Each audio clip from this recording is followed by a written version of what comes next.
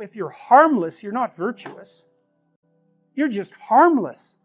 You're like a rabbit.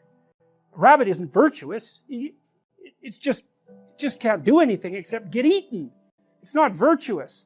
If you're a monster and you don't act monstrously, then you're virtuous. But you also have to be a monster. Well, you see this all the time. Harry Potter's like that too. It's like he's flawed, he's hurt, he's got evil in him. He can talk to snakes, man. He breaks rules all the time. All the time. He's not obedient at all. But, he has a good reason for breaking the rules. And if he couldn't break the rules, him and his little clique of rule-breaking, troublemakers, if they didn't break the rules, they wouldn't attain the highest goal. So it's very peculiar, but it's a very, very, very, very common mythological notion. The hero has to be a monster, but a controlled monster. Batman is like that, I mean, it's everywhere. It's the story you always hear. One question is, you're kind of implicitly moral insofar as you're socialized. But that's sort of procedural. It's just built into you. This is different. This is also becoming conscious of it and expanding out your personality into dimensions that it wouldn't normally occupy. So this happens to people all the time. So, for example, lots of my clients, my clinical clients, are too agreeable. And they're generally women, because women are more agreeable than men, but not always, because I've had agreeable men as clients as well. And what happens is they're resentful and they don't know how to stand up for themselves. And it's because they're very compassionate by nature, and so if you're entering into a negotiation with them, they'll let you win. Well, that's not so good, because you need to win too. Especially if you're in an organization of adults where there's a struggle, right? When you have kids, you can let them win, especially infants. You have to let them win, and that's partly why compassion is so necessary. But as a basis for negotiation between adults, it's like, sorry, it's insufficient. You have to be a bit of a monster so that you can say no. And so a lot of what you do in psychotherapy is treat people's anxiety and depression. That's a huge chunk of it. Help them straighten out the way they think. That's a huge chunk of it. But another chunk of it is, well, let's toughen you up. Let's put you in a position where you can bargain. Let's teach you how to assert yourself and stand up for yourself. And that's assertiveness training. And it's a huge chunk of psychotherapy. And you need to learn it. It's like, because part of how you regulate your interactions with other people is to negotiate. And you cannot negotiate unless you can say no. You can't do it. And it causes conflict to say no, and if you don't like conflict, which is basically the definition of being agreeable, then you can't tolerate the conflict, and so then you can't negotiate on your own behalf, and so then you keep losing, and you're bullied, and it's not good. Then you get resentful, and it's really not good. So you have to develop your inner monster a little bit, and then that makes you a better person, not a worse person. It isn't so straightforward to determine what our place is in the world. And the thing that really got me with regards to that wasn't the good that we can do, but the harm that we can do. Because you can debate about the good we can do, but you cannot debate about the harm we can do. That's done. We know, if we want to know. And I think my experience was, when I took that seriously, which meant understanding how that was about me, about... There's a city, and the city is full of people who are sinful. What does that mean? Well, to sin is an archery term. It means to miss the mark. So these are people who aren't oriented properly. And so the city is in a chaotic state. And God tells Jonah that he's going to go to that city and tell them just exactly what's up with them. And Jonah thinks, no, I'm not going to do that. And why? Well, that doesn't require much explanation. It's like, how popular are you going to be if you go to a city full of chaotic people and tell them why they're stupid and wrong? Jonah thinks, no, I'm not going to do that. I don't care if God's telling me to do it. So his conscience is telling him to do it, or his destiny is telling him to do it, or his orientation with higher morality is telling him to do it. You can read it any way you want.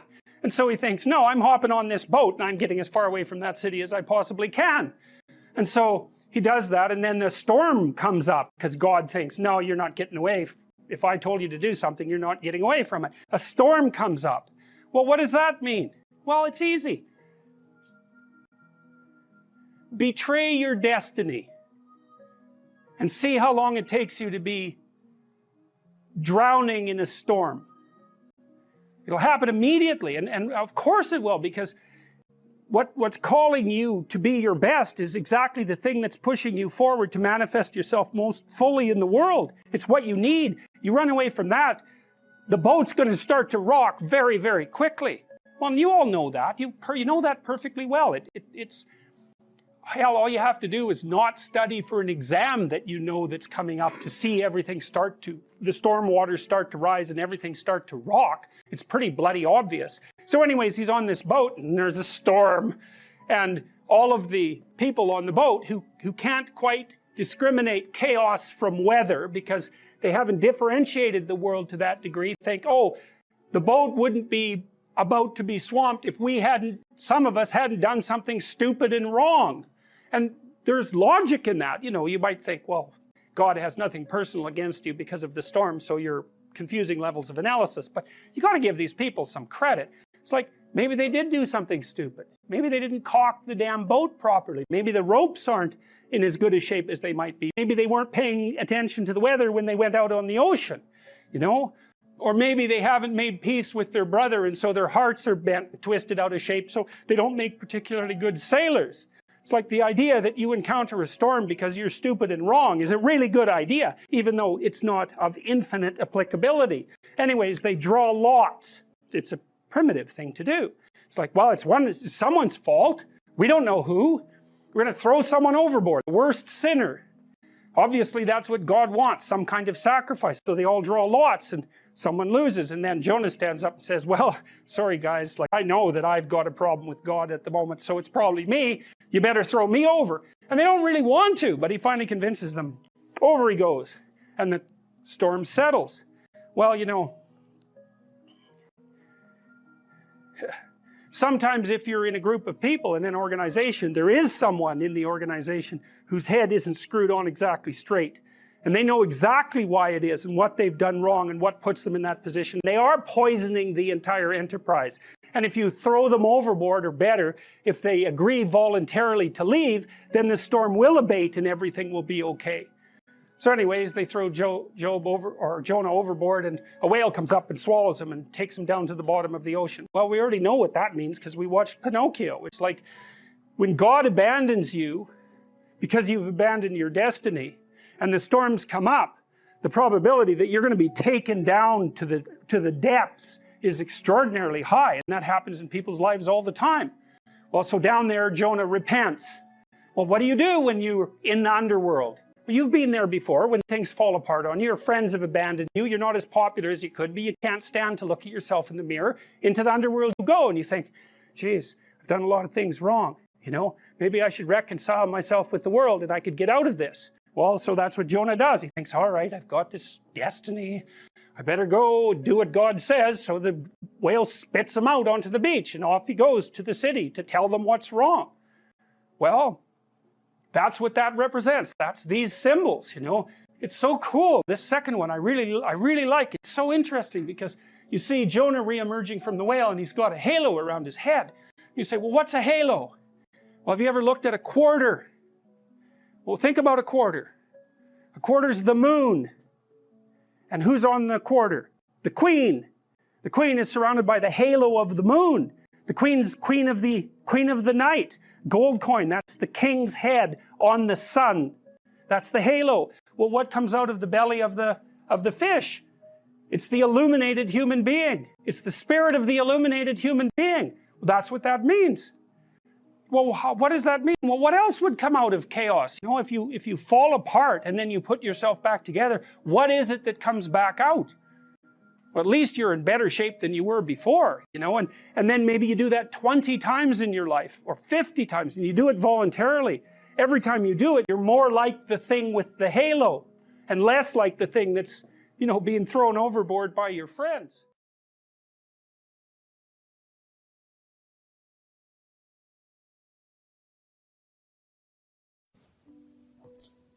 Most social scientists, particularly psychologists, and so these would be research-oriented scientists who are dealing with data and who have to use statistical techniques, Now, when you first encounter statistics, you sort of think about it as a magic device to extract truth from data.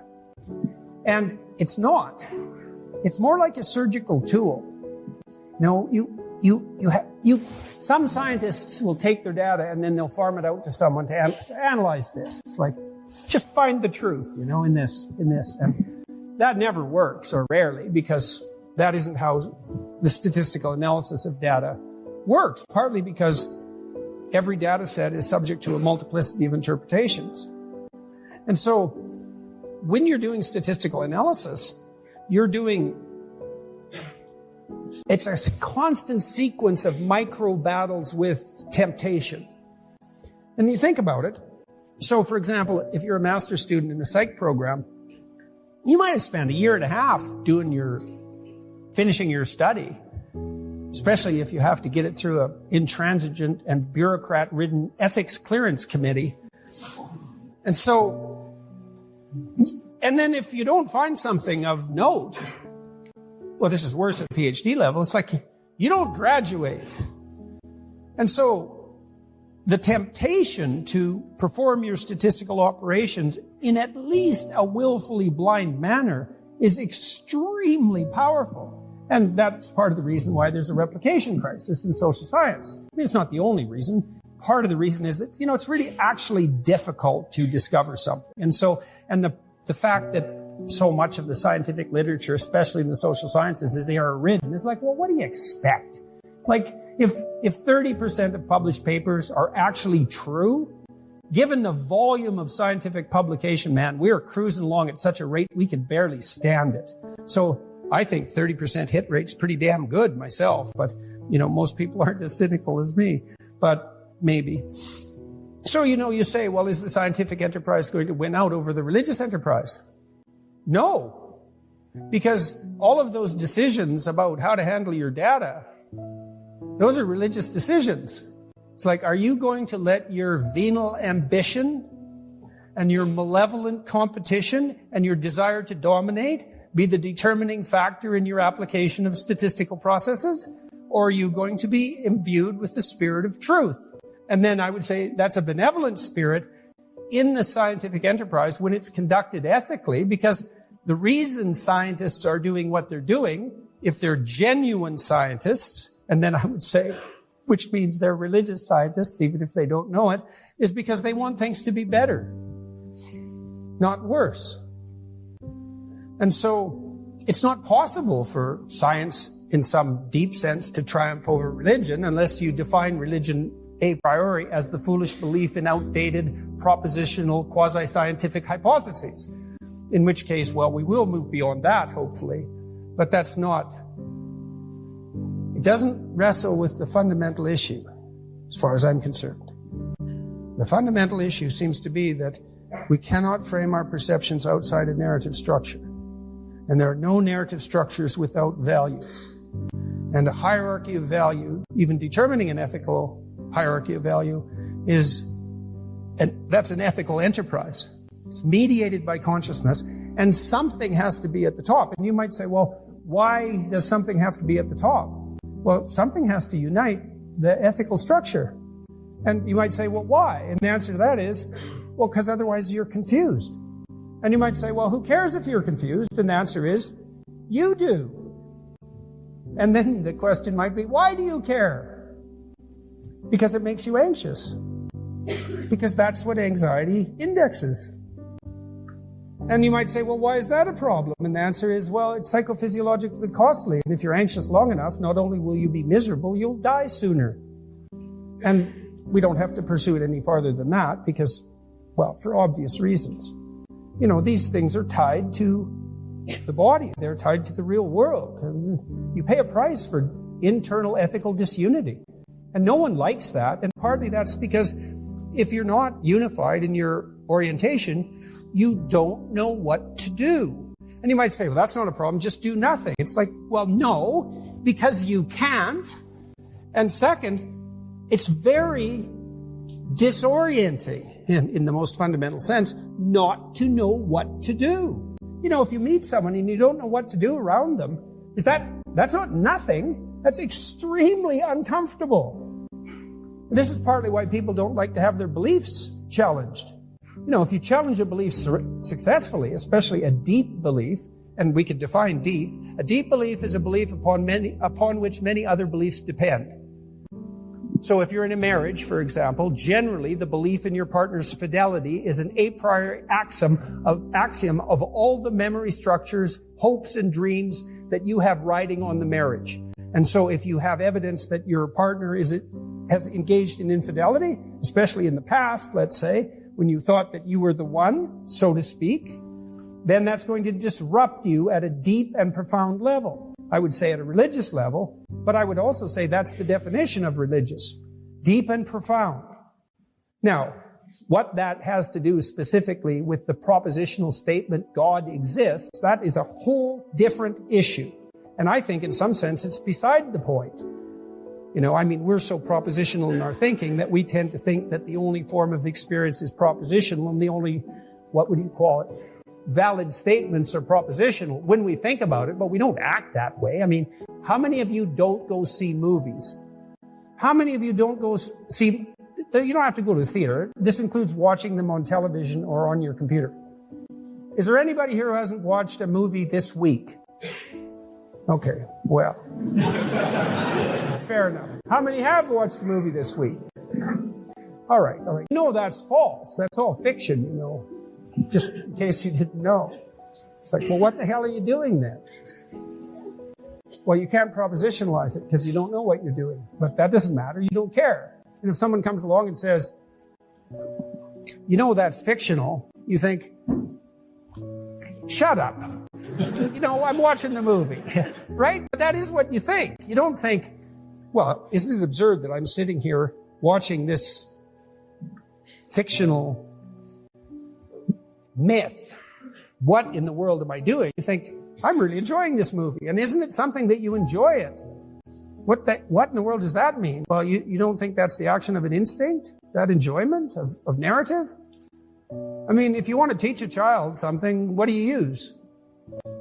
You're going to read them the periodic table of the elements?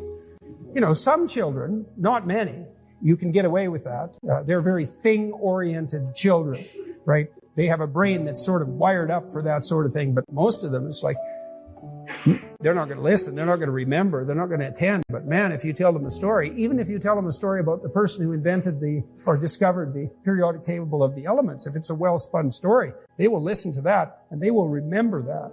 And so we basically communicate. And the fact that we communicate in narratives, well, shouldn't that be just some evidence that we think in narratives? What do you think? It's just enjoyment? I've read some rationalist thinkers who, they push all the arts, the humanities, all of that, the religion, all of that into a kind of a spandrel category and say, well, that's just a byproduct of the cognitive operations that actually have something like functional utility. It's like, no, sorry, that's just not the case. That's actually why people get married, just so you know. Because this is built into marital vows. I'm not leaving. Ever, no matter what. It's like, okay, well, that definitely puts a boundary around our arguments, right? Because I can't say every time you manifest one of your flaws, which you're likely to do just as often as me, well, enough of this. It's like, that's horrible, man. If your whole life is, well, every time you get out of line, I'm out of here. It's like, how the hell are you? First of all, you're not going to admit to ever doing anything wrong. Second, you're going to be you're like a scared cat the entire relationship because, well, who knows? It could just come to an end at any moment. It's like, people say, well, if the possibility of divorce is open, it makes you free. It's like, yeah, that's what you want. You want to be free, eh? Really? Really? So you can't predict anything. That's what you're after. It's a vow. And it says, look, I know that you're trouble. Me too. So we won't leave, no matter what happens. Well, that's a hell of a vow, but that's why it's a vow, right? That's why you take it in front of a bunch of people. That's why it's supposed to be a sacred act. It's like, what's the alternative? What's the alternative? Everything is mutable and changeable at any moment. Well, go ahead. You live your life like that and see what you're like when you're 50. Jesus, it's dismal. 2 or 3 divorces, your family's fragmented, you've got no continuity of narrative. And it's not good for the kids, not by any stretch of the imagination. And so it's a form of voluntary enslavement, I suppose, but it's also equivalent to the adoption of a responsibility. And there's more to it than that. If you can't run away, then you can solve your problems. Because it might be, okay, well, I'm stuck with you. So how about we fix things? Because the alternative is we're going to be in a boxing match for the next 40 years. That's the alternative. So, and you think you're going to fix problems without something like that hanging over your head? There isn't a chance. You'll just avoid them because that's what people do. It's really hard to solve problems, especially in a relationship. We're having a fight and I find out that it's, because you were abused by your uncle when you were 5 or some goddamn thing. It's like, it's very frequent that sort of thing happens. There's your partner's, manifesting some weird anomalous behavior. You just can't make heads or tails of it. It doesn't seem related to what you're doing at all. They don't want to talk about it. And so as soon as you bring it up, they get mad. And then you bring it up again, they even get madder and they tell you that you're not going to talk about that or they're going to leave. And so maybe you're really, really persistent because you're kind of a son of a bitch, and then they break down and cry, and then they have this horrible memory that comes flooding forward that's completely, you don't know what to do with it, and then you have to sort it out. It's like, you think you're going to do that unless there's a good reason? You have to know, we better sort this out or we're going to be carrying it around for the next 40 years. That maybe is enough motivation so you'll actually try hard to solve a problem. It's a lot easier to say, well, sorry, we're not going there. But then, good, you'll have it every day, every goddamn day for the rest of your life. See, there's some additional problems with divorce that people don't really grasp when they're young. Like the idea that you can be divorced once you have children, that's kind of a stupid idea because you can't. You can find a limited substitute for your initial freedom. But if you have kids and you try to get divorced, the probability that that's going to demolish your life is very, very high. First of all, it's incredibly expensive. So one or both of you is going to come out of that poor. And your market value has declined. Let's say you're the woman who takes the kids. Your market value has declined radically. You're going to be poorer. The man, he's just as screwed because he is now an indentured servant and there's no escape from it. So it's not so bad if you can negotiate a peaceful separation, and some people can, but lots of times if you have a terrible relationship, it's not like negotiating a peaceful separation is all that easy. But if you're at each other's throats, good luck to you. I think it's roughly equivalent to having non-fatal cancer. It is not pleasant. It's a 10-year process, 15-year process. It'll cost you $250,000, and it'll tear a big chunk out of your life. And also, it will really disrupt your relationship with your kids. And, you bring kids into a step-parent family, they do not do as well. Step-parents are not as good parents as biological parents, and the data on that is clear. Now, obviously, there are exceptions, because there are terrible biological parents, and there are wonderful step-parents. But if you look in aggregate, it's not that easy to care for children. You need everything you can binding you to them. And if they're someone else's children, mostly they get in the way of the person that you love. Let's say you have a child and I want to go out with you. Every second you spend with that child is the second you don't spend with me. And there's going to be a price for that. I'm not going to be happy about that. And if I have a child, you're going to feel exactly the same way. You might say, well, no, I love children. It's like, yeah, sure. Sure you do. I doubt it. You might love your child. And it's pretty specific the way that people love children. So, and the rate of abuse for kids in step-parent families is way higher than it is in biological families. There's not even any comparison.